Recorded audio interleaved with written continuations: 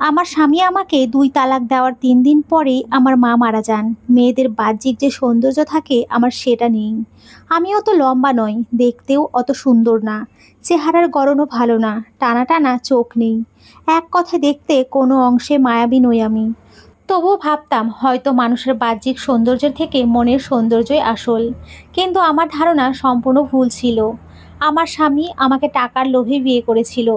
এই জন্য কয়েকদিন সহ্য করেছে। তারপর দুটো বাচ্চা হলে আর আমাকে সহ্য করতে পারে না। আমাকে নিয়ে সে কোথাও যেতে পারে না।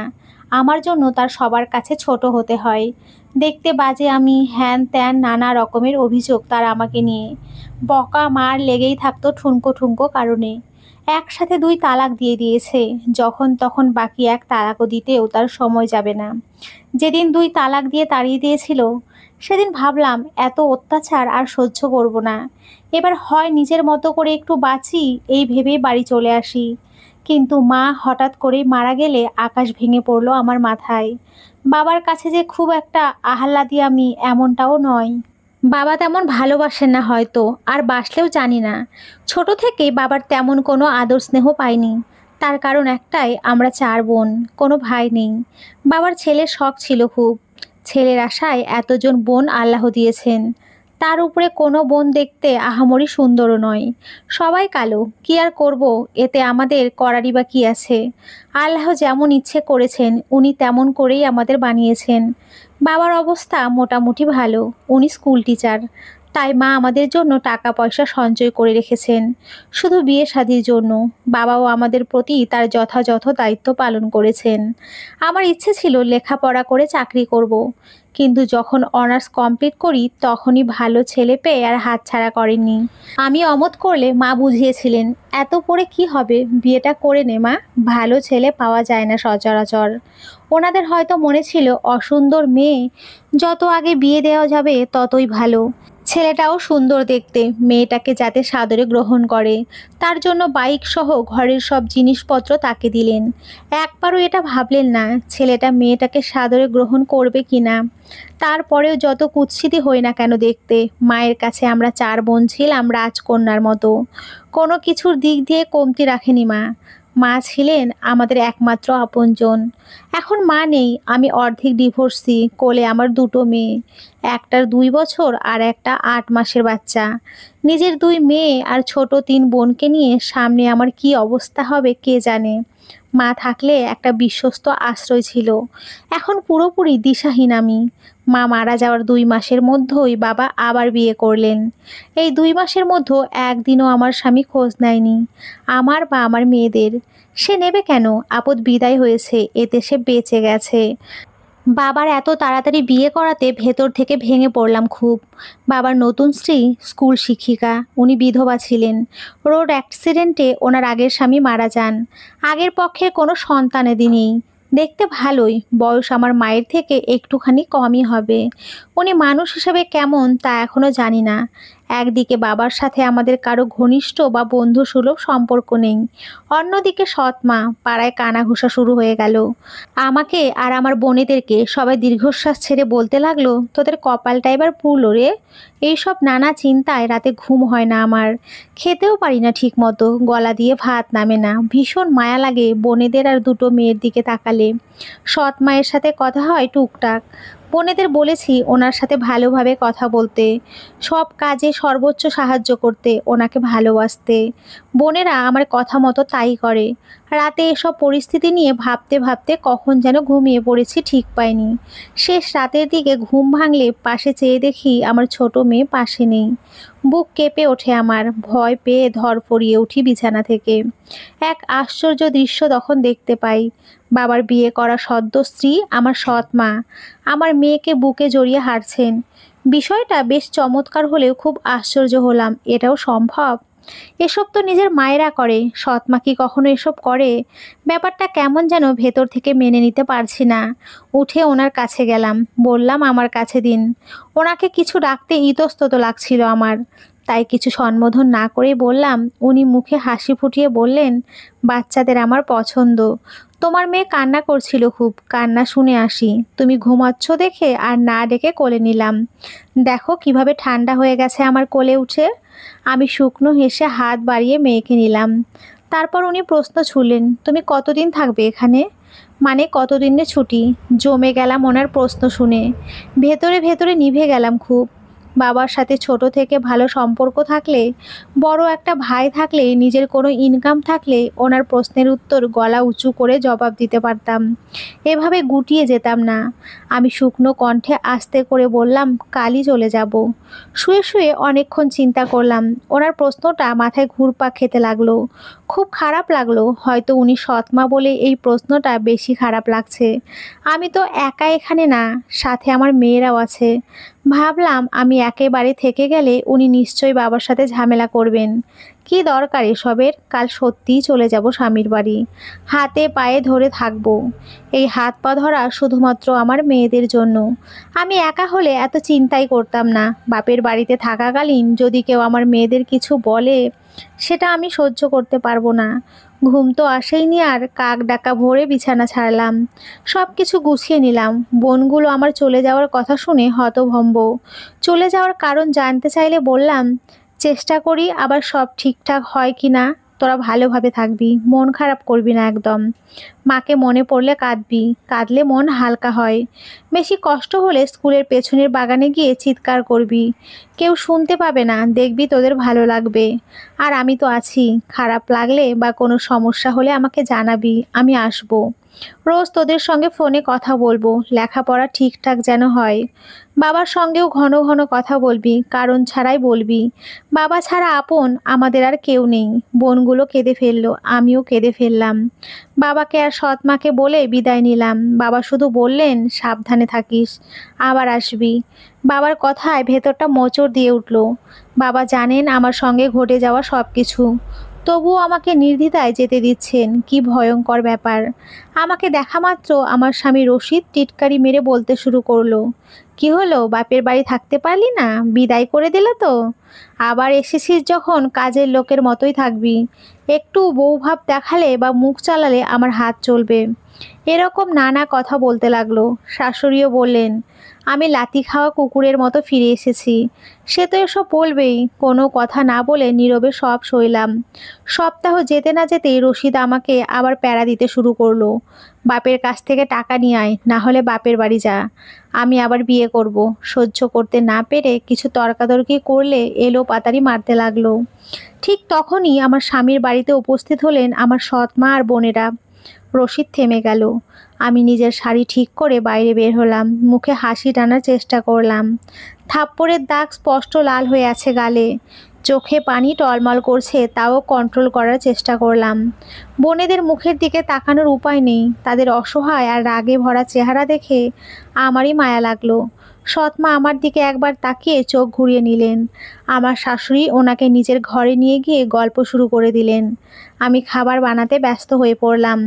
বোনগুলো রান্নাঘরে আমার পাশে দাঁড়ানো। মেজো বোনটা বলতে লাগলো, দোলাভাই এত অত্যাচার করে তোমার উপরে, তবুও কেন এখানে এসেছো তুমি? এর থেকে তুমি ভিক্ষা করে খেলেও শান্তি পেতে। তার কথার কোনো উত্তর না দিয়ে রান্নাঘর থেকে নিজের রুমে গেলাম। সেখান থেকে কাচের বাটি নিয়ে আসতে গিয়ে শুনলাম শাশুড়ির ঘরে আমাকে নিয়েই কথা হচ্ছে। আড়ি পেতে শোনা উচিত না, জেনেও শুনলাম। শাশুড়ি যত রকম সুনাম আছে সব ছেলের জন্য বলছেন। বেশিরভাগ কথাই আমাকে নিয়ে, আমার চেহারা নিয়ে। সৎমা নিঃশব্দে সব গিলছেন। দীর্ঘশ্বাস ফেললাম। সৎমার জায়গায় নিজের মা হলে নিশ্চয়ই মেয়ের চেহারা নিয়ে এমন বদনাম শুনে চুপচাপ থাকতেন না। আর দাঁড়ালাম না, রান্নাঘরে ফিরে গেলাম।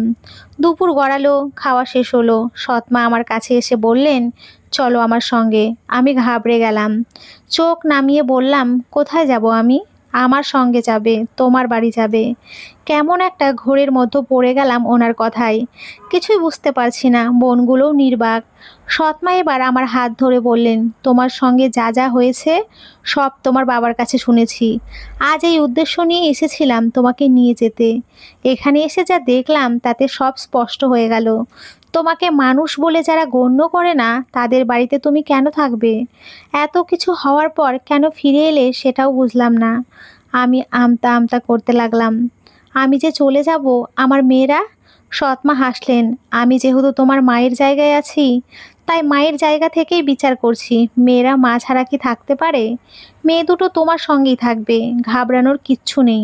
বিশ্বাস করুন, ওনার এই কথাগুলো শুনে আমি রীতিমতো কাঁপতে লাগলাম। এও সম্ভব? খুশিতে ঝরঝর করে কাঁদতে শুরু করলাম। মন থেকে জোর গলায় মা বলে ওনাকে জড়িয়ে ধরলাম। বোনেরাও ইমোশনাল হয়ে পড়ল। হাসি কান্নার মিশ্র অনুভূতিতে তাদের চেহারা অন্যরকম হয়ে গেল। আমার সৎ মা, না না, এখন থেকে ওনাকে ভালো মা সম্বোধন করব।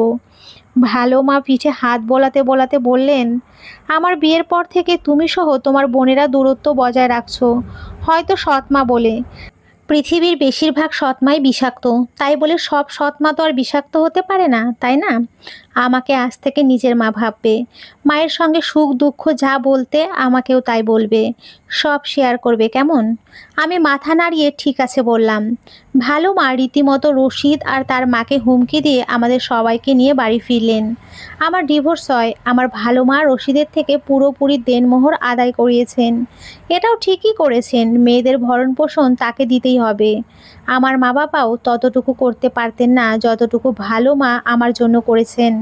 ডিভোর্সের পর ভালো মা চাকরির প্রস্তুতি নিতে বললেন, আমাকে নতুনভাবে তৈরি হতে বলেন। আমি রাত দিন এক করে চাকরির পড়া পড়তে লাগলাম। বাচ্চাদের সকল দায়িত্ব ভালো মা আর বোনেদের উপরে। শুধু ছোট বেবিটাকে খাওয়ার সময় আমি খাওয়াই।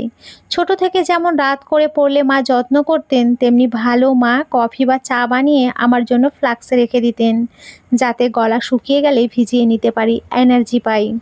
পড়তে পড়তে যখন ঘুমিয়ে পড়তাম, মেয়ে তখন কেঁদে উঠলে ভালো মা তাড়াতাড়ি এসে সামলাতেন।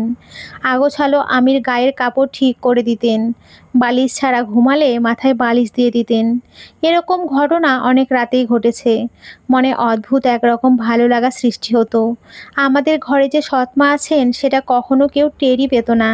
বাবার সাথেও ভালো সম্পর্ক হয়ে গেল। চাকরির পরীক্ষা দিলাম, চাকরি হলো। যেদিন চাকরি হওয়ার সুসংবাদ পেলাম, তার পরের দিন ভোরে মায়ের কবর পাড়ে গেলাম। ভোরের রহমতের বাতাস তখন শাঁ শাঁ শব্দে বয়ে চলছিল। মায়ের কবরের উপরে ছোট ছোট ঘাসগুলো চুপচাপ নড়ছিল। মন এক মুহূর্তের জন্য পাড়ি জমিয়েছিল অজানা অচেনা কোনো পবিত্র দেশে। চোখ থেকে অনর্গল পানি পড়ছিল। ইচ্ছে মতো কাঁদলাম মায়ের পাশে দাঁড়িয়ে। দুঃখের না সুখের কান্না জানি না। মনে মনে কথা বললাম অনেকক্ষণ মায়ের সাথে। এক পর্যায়ে বিড়বিড় করে এটাও বললাম, জানো মা, তুমি তোমার ছায়া রেখে গেছো পৃথিবীতে।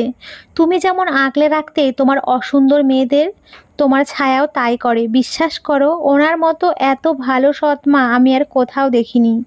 তোমার প্রাণ পাখি হয়তো উড়ে যাওয়ার আগে আমাদের নিয়ে খুব উতলা হয়ে পড়েছিল। এখন নিশ্চিন্তে থাকো মা, তোমার মতো একজন মা পেয়েছি।